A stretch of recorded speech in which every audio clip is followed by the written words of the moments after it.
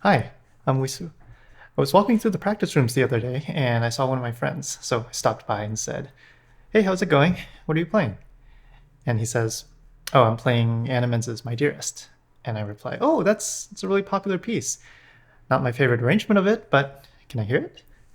So he plays through the piece, and let's say it wasn't the best rendition. So I asked, "Can I give some tips?" And he says, "Nah, it's okay, I got this." So I leave him alone, but in my head, I was thinking, actually, you don't got this, because this is not an easy piece. To play this piece, either you need to already have the chops, or you'll need to learn some techniques through this piece in order to play it well. So I decided to make this video about just two basic concepts on the first section of the first page that will make this piece easier to play and more musical. The first concept is right at the beginning, the broken chords in the right hand. Even though it's probably the easiest part of the piece, it's not the most comfortable to play, especially in the third measure. First, it's not good to play with just fingers like this.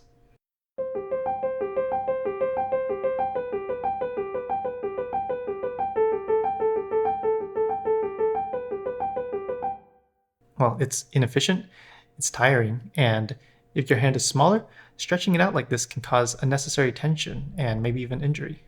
If you were to play, say, the famous Rachmaninoff G-sharp minor prelude with just your fingers, like this, your hand would get tired in 5 seconds and you wouldn't be able to make it through the first page. So instead, we can use some wrist motion, like this.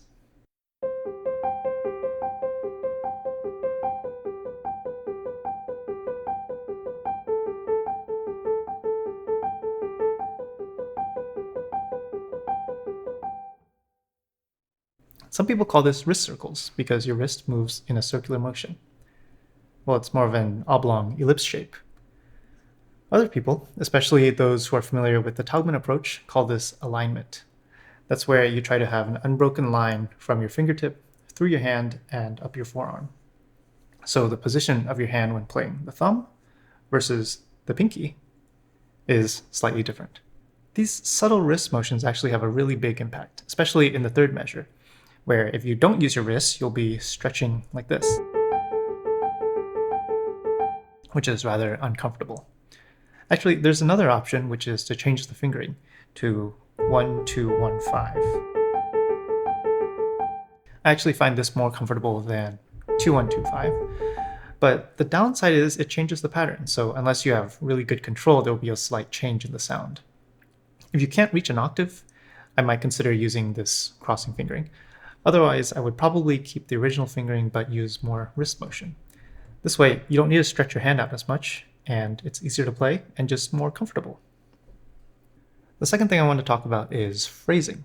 That's the shape or contour of the notes. This is one aspect of music that really makes music music. 1,000 people can play the same sequence of notes, but they'll all play it differently, and some ways are more acceptable than others. Let me show you what I mean. Here's one way to play the melody.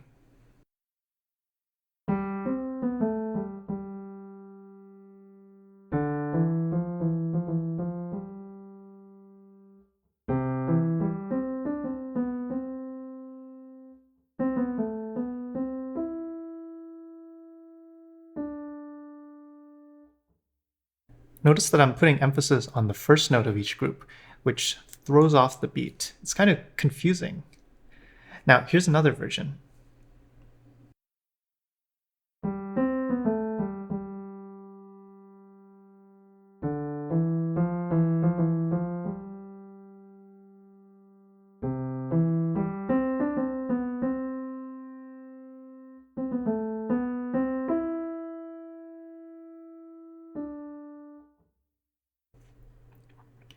This time, you can hear a clear underlying beat.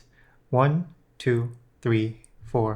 1, 2, 3, 4. 1, 2, 3, 4. 1, 2, 3, 4. And so on. In general, for a song in 4/4, the first beat will get a little more emphasis.